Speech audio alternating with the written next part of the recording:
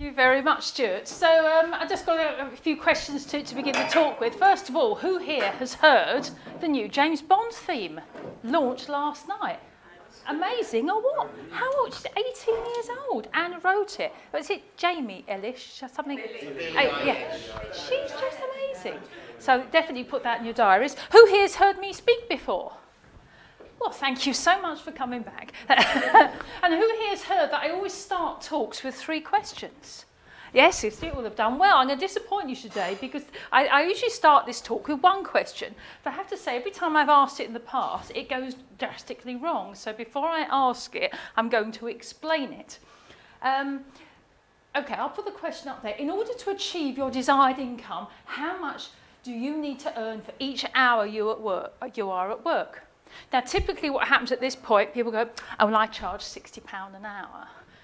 That is not the answer. It's not the question that I'm asking, what do you charge per hour? Because, of course, if you sell products, then you don't charge per hour. It's not how it's done. The question is, in order to achieve your desired income, how much would you need to earn for each hour you are at work? Any thoughts on an answer to that question? And this is a tricky one, I get that.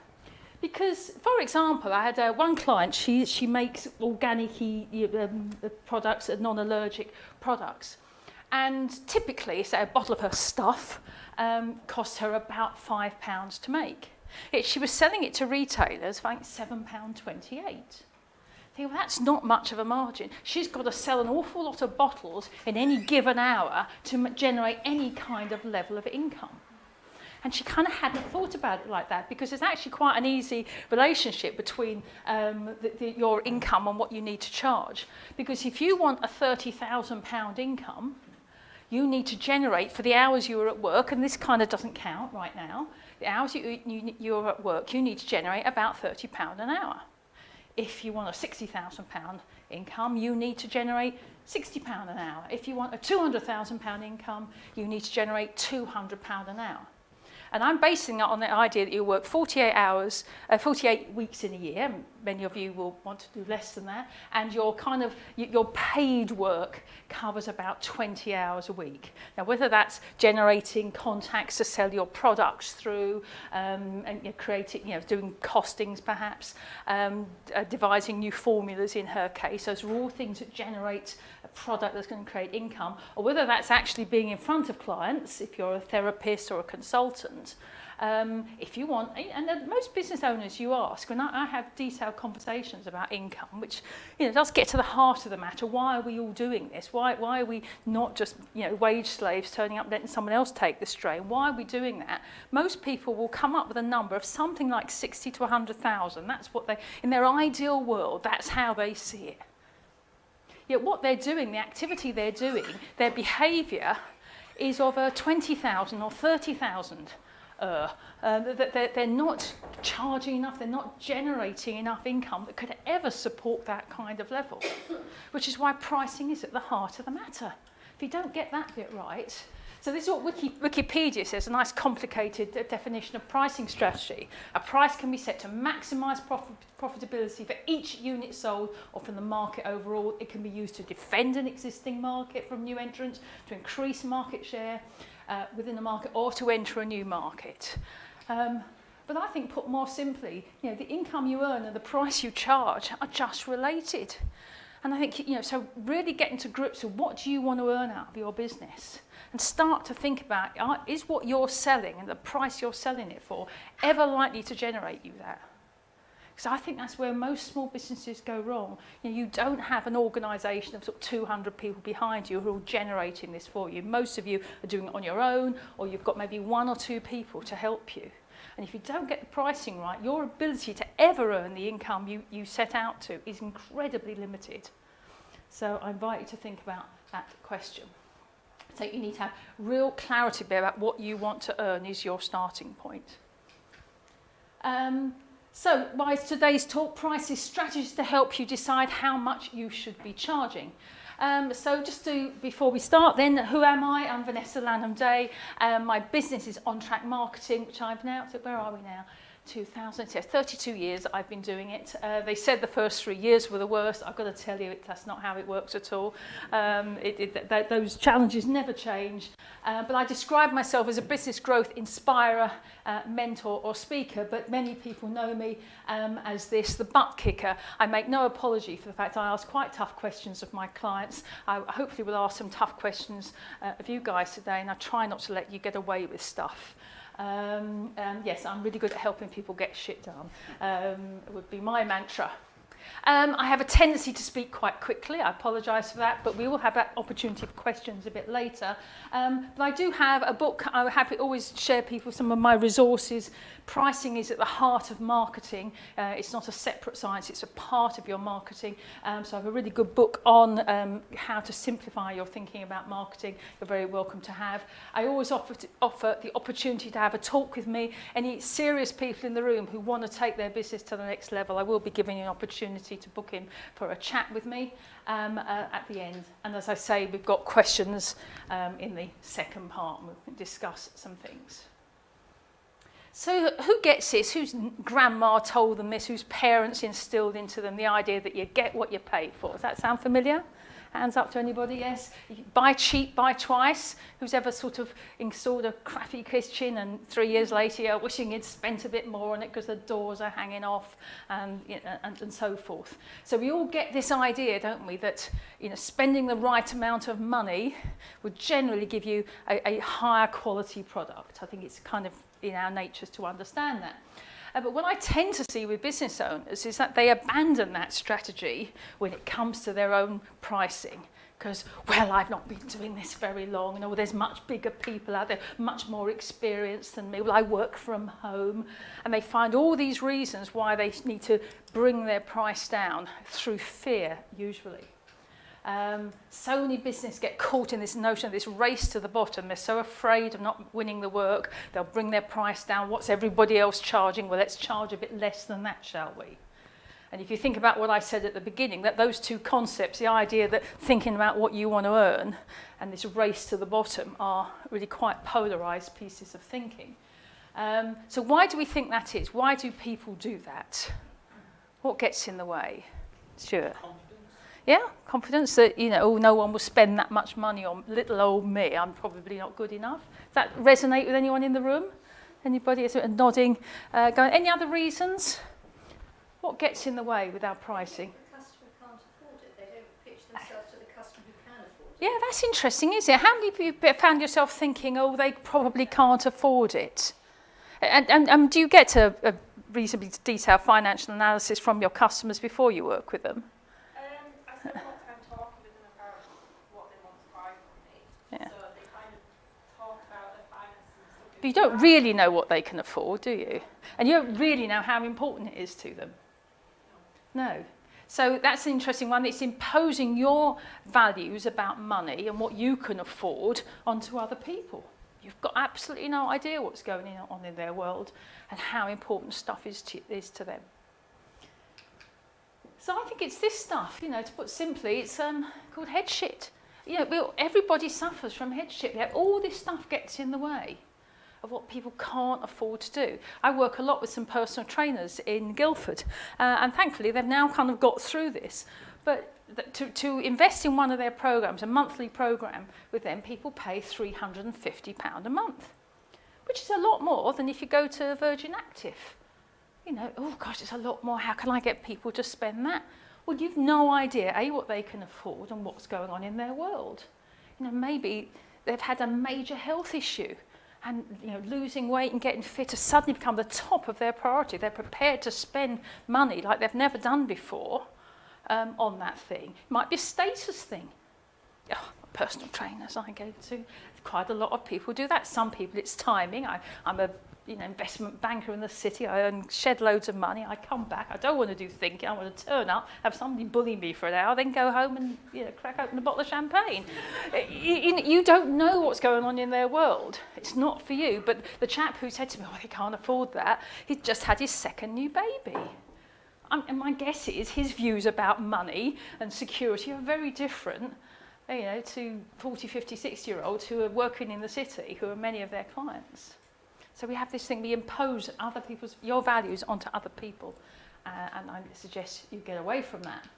So pricing is part of marketing. There's a classic marketing mix, 4 Ps, product, price, place and promotion. So it's getting a balance of all of those things. So price is very much at the heart of that. So finding a strategic mix of all 4 of those things to find an optimum place. On any given product, there's a spectrum. There's the cheap end of the market and there's the expensive end of the market. This question comes from a client I worked with 3 or 4 years ago. About this question of, if let's say you want 100,000 a year, this is the magic number people often come up with. Do you want 1,000 customers spending £100, or do you want 10 customers spending £10,000? And this came out of a young lady who was an accountant stroke bookkeeper. She was a qualified accountant. She'd worked in-house, so she was a management accountant, not the classic chartered. So she hadn't come from that sort of practice end of things. She'd worked in-house. And she really knew how to help people develop their management accounts and make their finance work for them and all the hard work that's involved. And she went solo. Her husband got made redundant, so she's now the primary sort of breadwinner, 2 children, at home. And so she'd headed off, she lived near Windsor, and she'd headed off to a BNI group somewhere in Windsor, because that's what you do, isn't it, when you start a business? You go networking, because that's where you find customers. And so I got to her about 9 months later, and she had about 50 tradesman customers who were each spending £100 on their tax returns, because that's what she charged. She didn't feel she could charge anymore, because after all she only worked from home and she was very new to it all. So £100, they wouldn't spend anymore, would they? But she also had a customer who was paying her, I think it was £896 a month, and she was doing all their bookkeeping, all their VAT, all their management accounts, was having meetings with them. It was like her perfect customer, sort of the job she'd been doing before in-house, but she'd found a customer that would spend this much money. Again, that's a bit weird, isn't it? Because actually, if you multiply that out, these people are spending 10,000, yet the majority of your customers are spending 100.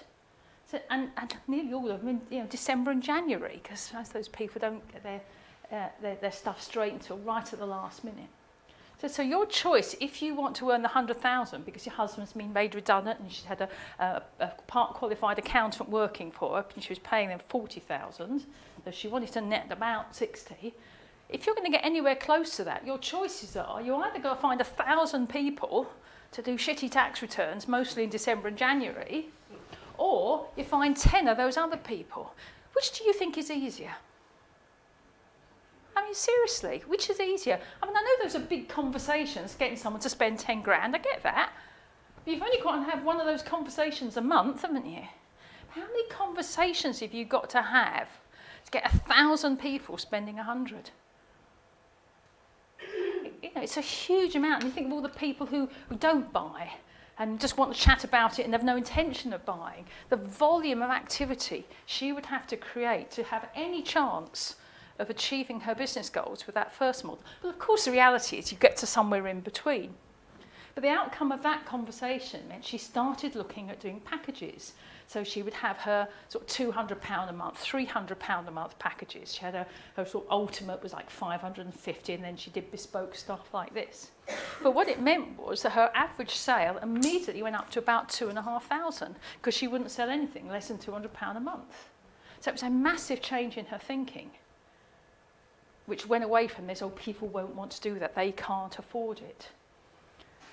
Because as small business owners, I'm not saying there isn't a market, I'm sure there's all sorts of automated websites that will do tax returns at Fulton's Halfpenny, and they'll have all sorts of engineering behind them. They've probably got 3,000 people in India doing all the work. But as a small business owner working from your spare bedroom, you don't have any of that. If you want to achieve those income goals, you've got to be thinking more at this end of the spectrum. Because it's bloody hard work generating those kinds of volumes. It's really hard. The marketing energy you've got to put, I mean, you're big into marketing as I am, the kind of funnel you've got to create and all the different channels of Facebook and your Twitter and Instagrams and networking to generate the level of inquiries to a high volume of low-paying customers is huge. But this takes courage. You can't go believing I'm not worth it when you're having those conversations. Your brand can't look a bit shabby and look like, you know, you did it yourself and you've got your mobile phone number on you know, because you look like a one-man band. You can't do that. You've got to take big, brave decisions to head up that scale. But I promise you, it's a hell of a lot more worthwhile. So what is the right price? That's a difficult question. So let's nail it down to a couple of, I've got a couple of commodities I've looked at today where you might begin to help answer that question. So question one, how much should a pair of ladies' pants cost? And now probably 70% of you in the room are currently modelling these items, as am I.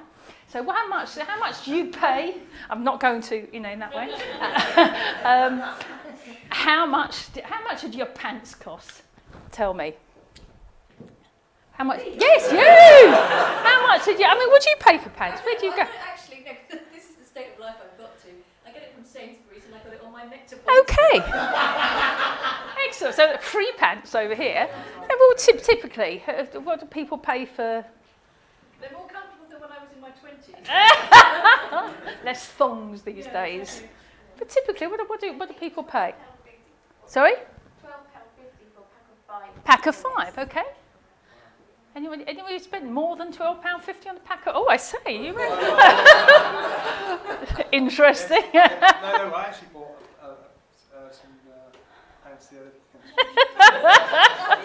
Careful. Pack of 3, that sounds awful, doesn't it?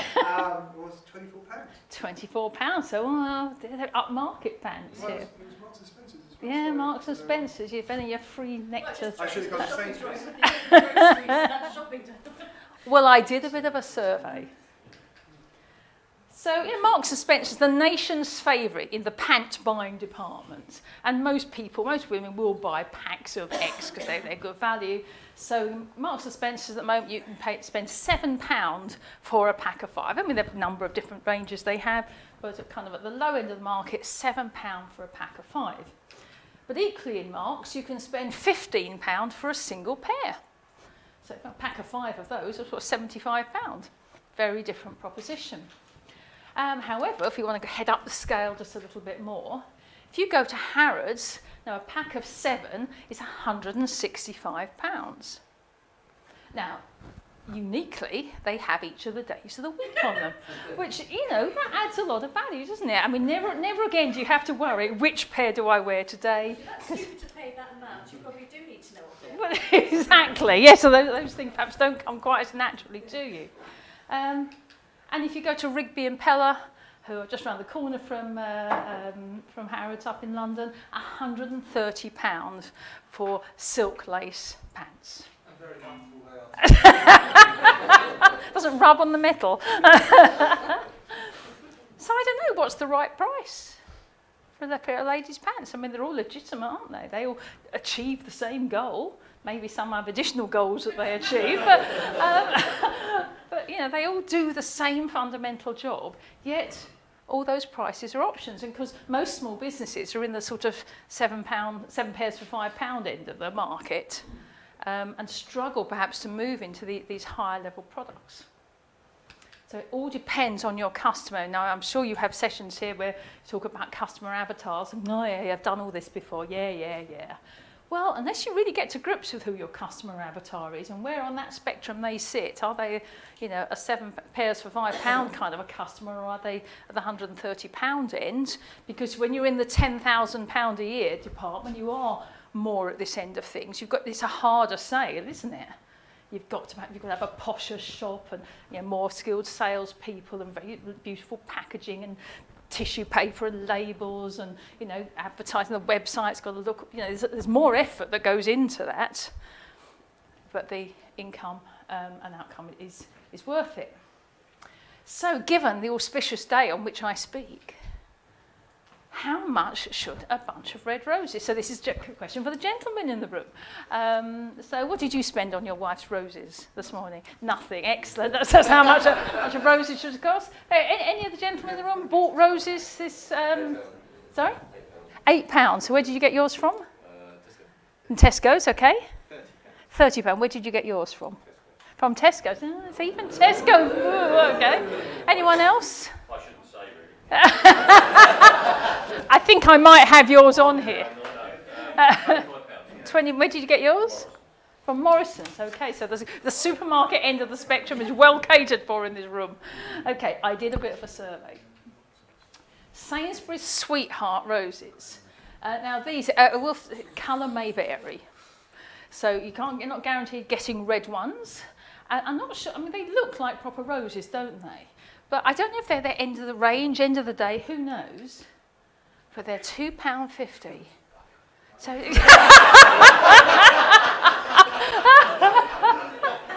But colour may vary. You could have got yellow. The yellow doesn't work, does it? If you go to Waitrose, what they call their upper class red rose, of course it would be in Waitrose, they cost £25. So they're somewhere, they're in the Tesco's Morrison's department. Interflora. So if you're moving away from supermarket flowers into delivered flowers, then Interflora is your obvious next step. So again, a dozen. These are hand tied. So we've got a little human interaction there. There'd be tissue paper and a nice little note and what have you. £52. That's twice the price.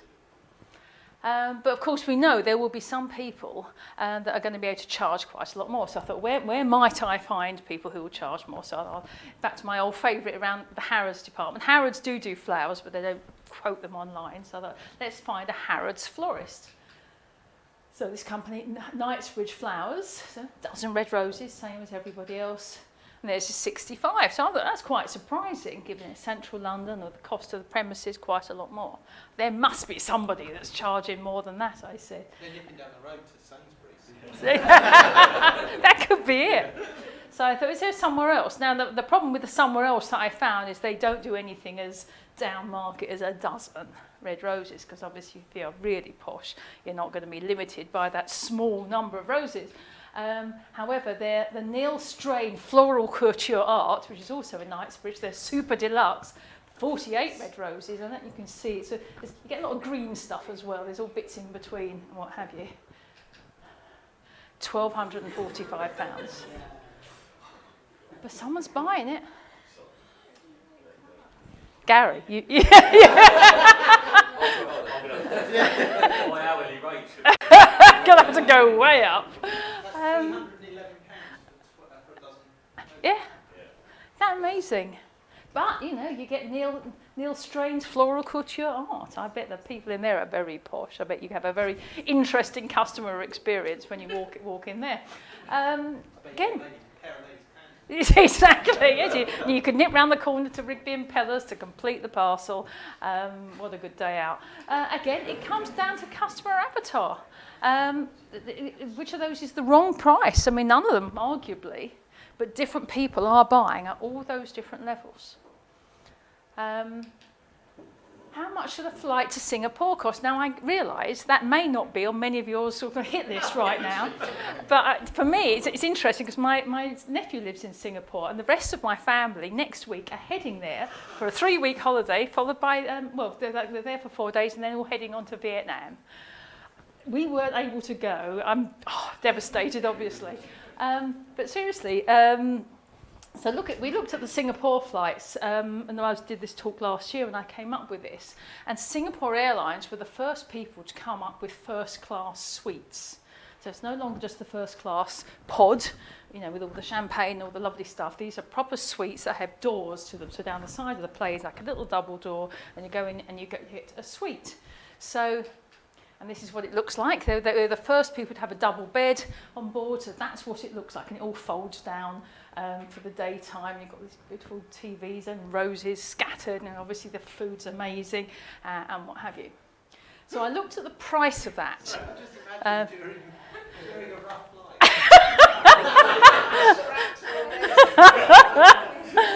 I wonder where they get their rose petals from as well. Who knows? I mean, that may be an added value. You just don't know. I don't know. I'd have to say the pants wouldn't be the £7. They wouldn't, would they? If you were looking for their pyjamas, you'd want Rigby and Peller pyjamas, wouldn't you? But I looked at the price of a single, if you were to go economy, because I think what's interesting about a flight is you all arrive at the same airport at the same time. To a large degree, you go through the same shitty security checks. You do get the first class check-in and the rest of it. I get that. The plane takes off at the same time. It experiences the same weather. It lands at the same time with the same time difference and the same jet lag, although I guess you may have slept a bit better. The same delays mostly for getting your baggage. I don't know anyone's ever travelled business off first, but in my experience, your bags don't come off any quicker. They seem especially to keep them to the end sometimes. So none of those things have really changed. It's just the experience in the air. But if you compare the cost of a return ticket for an economy versus this, £9,356 versus 686. That's 15 times the amount. It's extraordinary, isn't it? Yet there are people buying that. Who buys that? Who do you think's buying those tickets? More money than sense. People with more money than sense. I think there's always a good market for people with more money than sense, isn't there? The employer. The employer could be, yeah. You know, top executive. Everything's relative though, isn't it? Because if they're earning that amount of money, they feel that that's what they should be spending on their travel and their experience. Yeah, so some of it's about their perception of themselves. There's a serious side to this. I've worked with a lot of high net worth individuals, especially people with a media profile, and they just hate flying because they get pestered. Even by people in first class who see somebody that they've seen on the telly and they come up and they're just trying to... And there's almost a sense of, well, I'm in first class with you, I'm almost entitled. Exactly. Yeah, so if Ed Sheeran travels, you know, might he actually find it easier, get a good night's sleep before, you know, playing to 90,000 people there, than he would do, you know, even in a posh first class seat. But you're doing top level negotiating. Yeah. You want to go in fresh, don't you? Yeah, and the deal that you're discussing the next day is worth millions. Your employer, or you might consider that's worth doing. And security issues, if you have a particular political profile, you might decide that is worth paying to have the security of people not knowing you're even on the flight. Which means there isn't a fridge for us. But, you know, who are we to judge their reasons are any less valid? Yes, more money than sense, and I guess in this room nobody here would do that. But if, I mean, we were talking about Europe, Steve won like £575 on the lottery the other day. These all rolled down where instead of, where the price didn't get allocated, they reallocate it to everybody lower down. So we just got, well, yeah, I was looking for the 130 million, but you know, 500 quid, it's a start, isn't it? But just imagine if you'd won that kind of money. You might consider going to Singapore and spending night, and it just, so what? Who are we to say that there are people for every market, and it's back to customer avatar, knowing who these people are? So my lesson from all of this is avoid becoming a commodity, because the notion of a commodity enables you to go for this race for the bottom. You know, if you're at the £5 for 7 pairs of pants end of the market, and somebody, Tesco's does them for £4.50, oh God, you know, I better knock 50p off my price, because we're talking about a commodity. It's there's no added value. But, you know, are you paying £1,245 for 48 red roses or £1,500? It kind of doesn't actually make a lot of difference, does it? You know, if you're spending that kind of money and they would put their prices up, would those people stop buying it? Because it's no longer about the commodity price of that item. It's about all the added value that sits around it. And I think small business owners have a lot they can learn. So focus on adding value. And so if you look now at our pant end of things, you know, the Marks and Spencer's, Tesco's end of it, we're talking about commodity, you know, Rigby and Peller and Harrods, it's about added value. It's about being able to, the cachet of having the carrier bag, about the experience when you're there, about, you know, walking in and knowing who you are, having all your measurements ready. That's what... Perceived value though as well, because at the end of the day it's not costing, I mean, unless it's the hand sewn by slave type thing, you know, but also it's the perception. Yes, it's all the value add. Right? The product will cost more to make, but not by the degree to which that price suggests. For some people it's important to be having the same knickers as the Queen.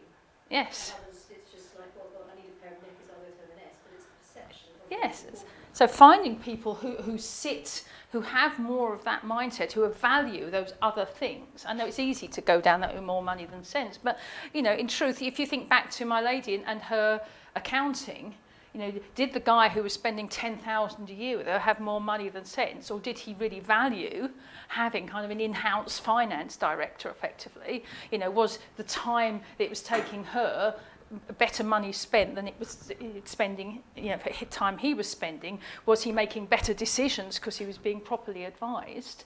You know, were his staff no longer engaged in the mundane day-to-day of doing, you know, expenses and stuff because somebody proper was doing it? You know, those are all the value adds for that person. But it's just a harder conversation to have than, oh yeah, I'll do your tax return for 100 quid. There's also the time component.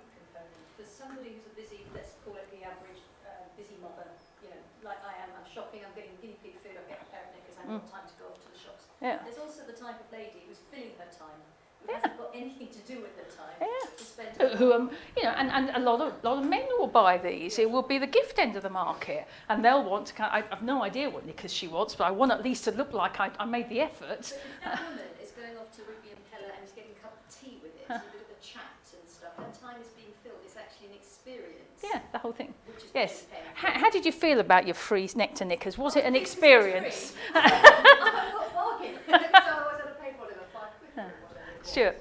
I've used this before, so apologies if you've heard this example, but when I used to do corporate entertainment, I started out at £300 per gig, and the difference between me at £300 a gig and £3,000 a gig was the confidence in charging them £3,000. What I actually found was people didn't book me at £300 because they perceived that I was too cheap. And so there was a quality Yeah, issue. you probably that weren't was very good. associated- Yeah, exactly. Well, he can't be very good. He's only charging that. For me, it felt like £300 that for an hour's work, but it's not an hour's work. It's a day of your life to get there, do the gig, and come home again. Yeah, and all the work in preparing and rehearsing and getting to where you've got to.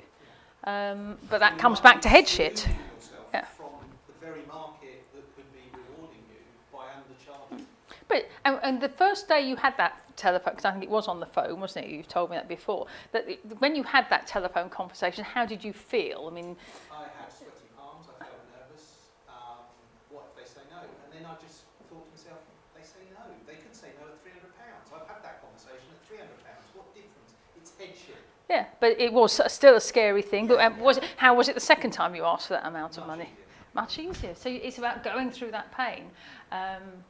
So yes, so value added. So again, the £2.50, £25 flowers are arguably at the commodity end. Yet the 1,245 absolutely value add. Likewise, you know, Ryanair has to epitomise the commodity end of them. I mean, they almost indulge themselves in their sheer awfulness, don't they? And you know, charging for everything. Whereas obviously Singapore Airlines are much more at the value added end. So the question is, how do you go about adding value? Because it's easy to see how all these big companies can do it, and it's much harder when you are a therapist or a bookkeeper or a designer. How do I add value? And you know, it's a challenging question. So things like product value add. So thinking of my lady who does the products, her skincare products. You know, so there's some exclusivity that she could create, and some of that could be through packaging. You know, the whole branding experience can just look much nicer, so that people are more inclined to buy them for gifts. It feels more special. Having a limited number, that's why you see limited edition prints and so forth. Those are more perceived value if there aren't that many that you can get hold of. The packaging can make a difference. You think, you know, smart bottles of champagne always come in a satin-lined box, don't they? It just adds to the price. So the kind of materials that you're using. I mean, you must see this, Gary, in the trades end of thing, what some of your makers are doing, that you know, the kind of materials they're using will make a real difference, won't it, to the price? Styling, delivery, you know, that it'll come guaranteed to get that, you know, within 24 hours. People will pay more. It was interesting. We took 2 duvets into the dry cleaners 3 days ago, and they said, "Well, when do you want it then?" Because I think their first option was, you know, a week, and they just, you know, when do you want it? Just a week. And I said, "Oh, can we get it any quicker than that?" "Yes." "Does that cost any more?" "No." "Oh, I'll have it." Why wouldn't you charge more for that? You know, can't you know? I've just realised one of the cats had peed on the duvet, as little darlings will, and we had a guest arriving. You know, suddenly my need to get that duvet back was quite high. I would have paid quite a lot more for the privilege. You know, guests not arriving, that's fine, we'll do it next week. Who knows why they didn't charge more for that? You know, but for the right thing, you see it on you know, any online delivery, free if you want it by next Tuesday. You know, degrees of increasing costs if you want it by tomorrow. We are prepared to, you know, because you're stepping into that person's world and you know, with the issues that they have, what are they prepared to pay? So there's a number of things you can do there. Consultancy, so anybody that's in the kind of services end of things where you can't wrap it up and photograph it. So exclusivity still works. You can have only X people. I only take on 2 new clients. I have a mastermind group that's limited to to 8 people. Only a very few people can be part of that. You can add in addition to my time per hour, you get access to all this material, additional resources. So it moves us away from time per hour. In addition to our coaching sessions, you get unlimited email and telephone support, which, and that's something I do talk about, and I have to tell you, people never abuse it. Most people never use it.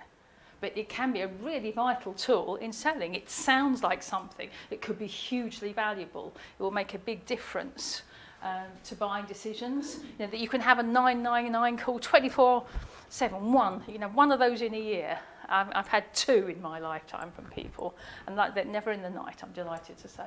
As well as the session we did together, that there is a follow-up session that we can include, that not just the time we spend together, I'll send you a lot of documents in advance, I'll get you to fill in, which helps people on their journey. All of that feels like added value.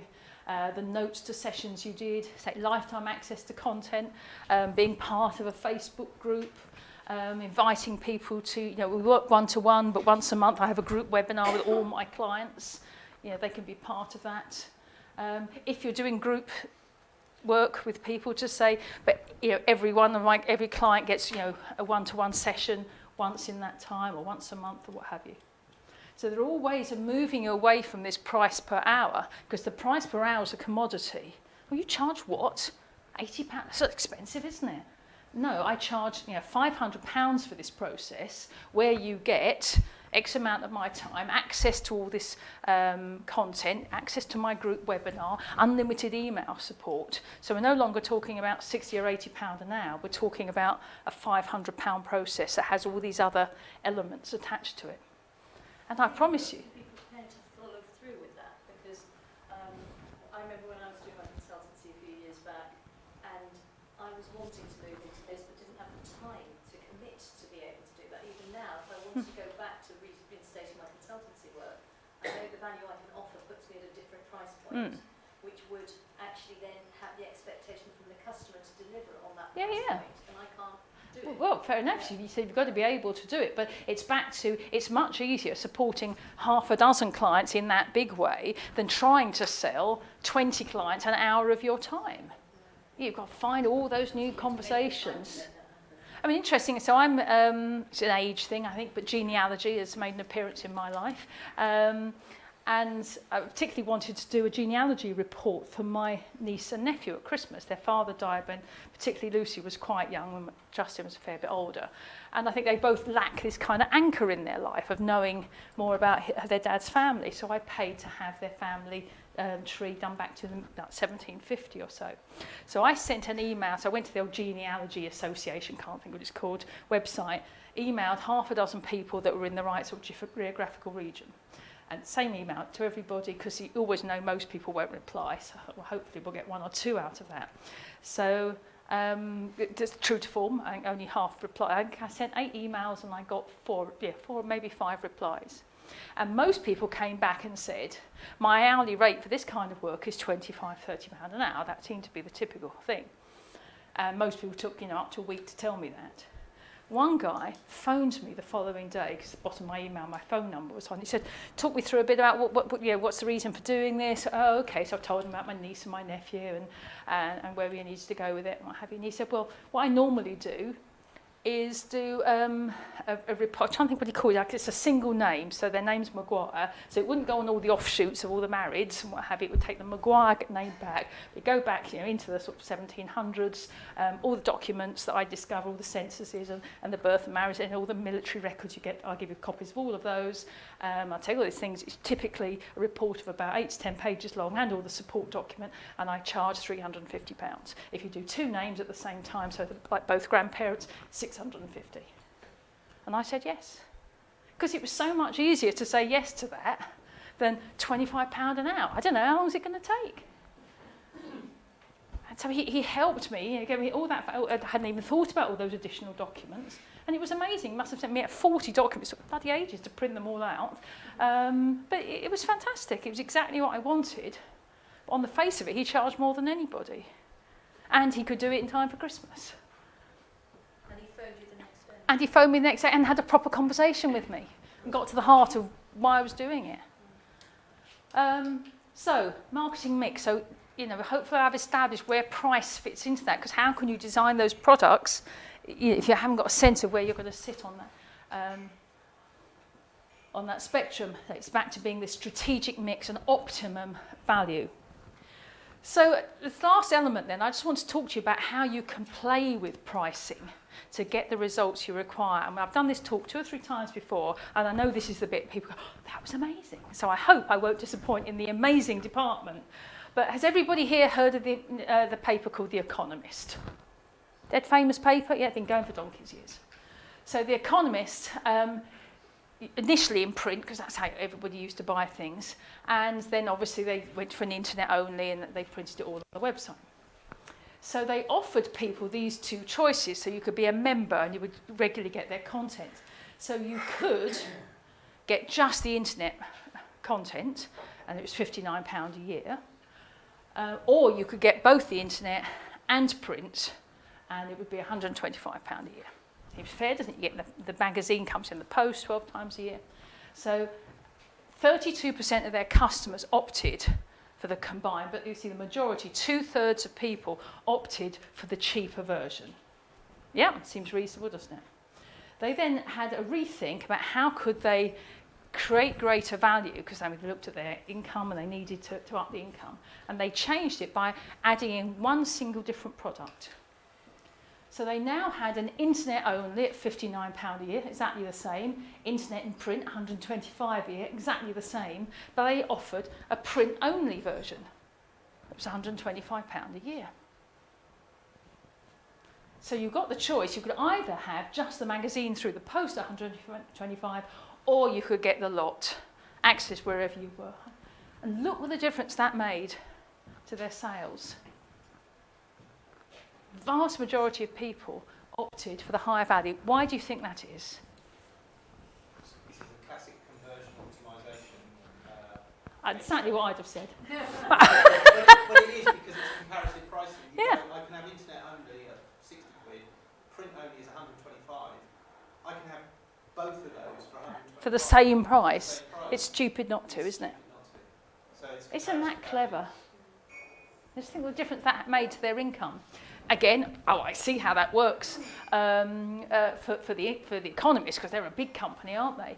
How could that work for me? So I'm going to propose these notions to you. Let's assume we've got A, B, and C product. Whatever they may be in your world, I'd price them at 10, 20, and 30, but that could be 100, 200, and 300, or 1,000, 2,000, 3,000. But they're 3 products in a range, your bronze, silver, and gold, and they're sort of equidistant, and we're charging that for them.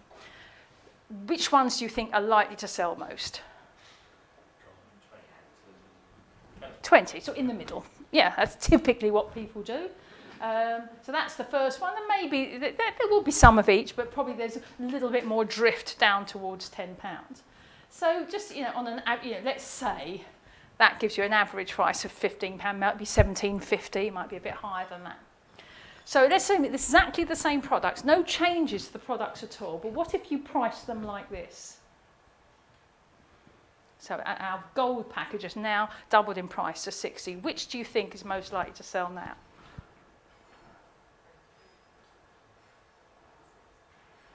Any thoughts? Hopefully it's 60. Well, hopefully, but reality, which do you think is most likely to sell?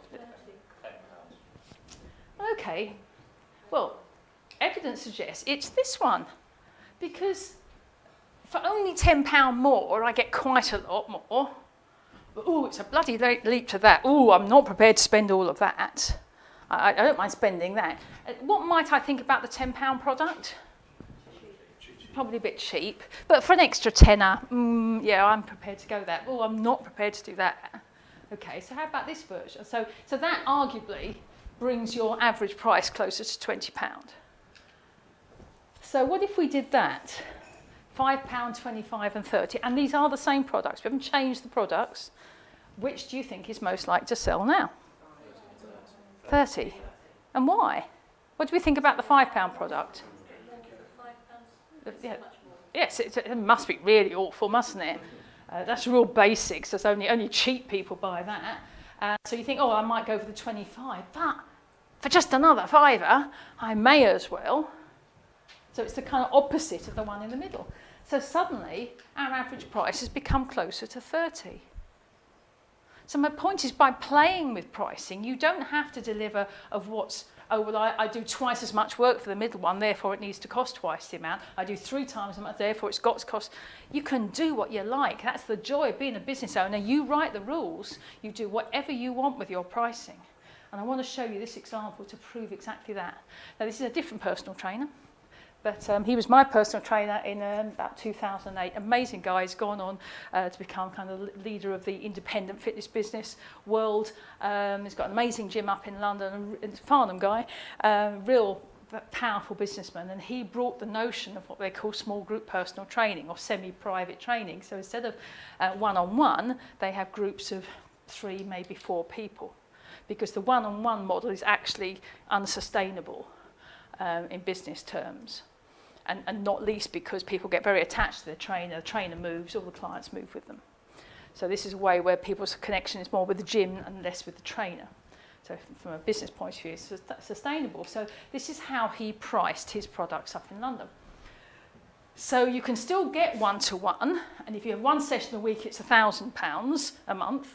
But if you want 3 a week, it's 1,500. Well, that doesn't make sense because you get 3 times the value. How come? It's only costing a bit more. So immediately it's taking people to that higher amount. But for a small group at that point, he did 3. They do 4 now. If you want 1 session a week in a small group context, it's £300. Or if you want 3 sessions a week, and they get access to the gym other times as well, it's $399. If you just want the classes, it's $199, and they do a trial offer at $149, and they deliver this service for that. So you start off $149, so you spend a month doing this, and then they start to have the conversation about the 3-week point going, where do we go from here? What's the decision? What do you think most people do? 3 weeks and 399. Why? Because it's the best of what they think they can get. Really. They get the 3 weeks, they get the value from the 399 side of things without having to go for that one.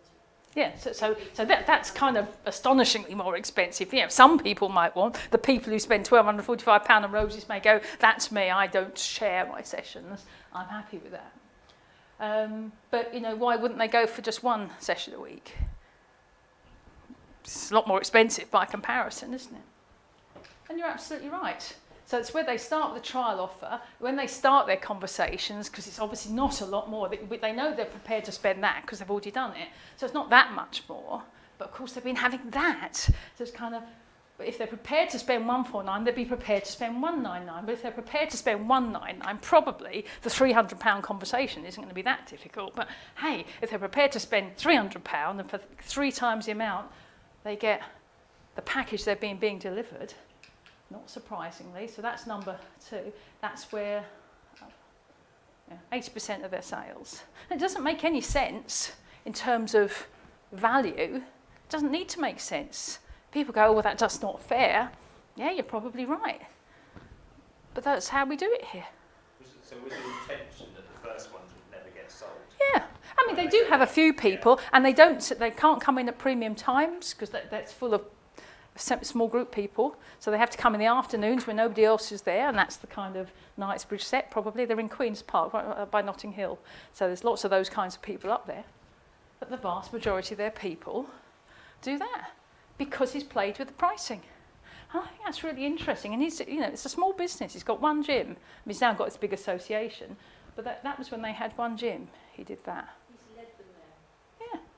He's just disguised everything else, but he's actually Being really clear about, you know, what does he want to earn? What kind of a gym does he want to run? Who are the customers who live in Notting Hill and they're spending that kind of money? How do I find them? They used to do a lot of their initial marketing in health food shops in Notting Hill. You know, people who are spending, you know, 8 times for a loaf of grainy bread than, you know, than at Tesco's, because those are the people who spend that kind of money. So I think it's interesting. So there we are, my views on pricing. And just think about how you can get people up that spectrum in your products, how you can play with your pricing, how you can add value. So I say again, you're very welcome to look at my book on marketing. It looks at all the various elements of that. I'm always happy to speak to people. I don't underestimate my value. If you have a chat with me, it's worth 200 quid, but I don't charge you anything. But I want to talk to serious people. You know, people think, do you know what? There's a lot of questions that's raised. Always happy to talk to those people. You can spread those around. Could you spread a few of these around for me? Okay, yep. Mr. Stewart, there, you do those. Can I send some up there? Can I send some through here?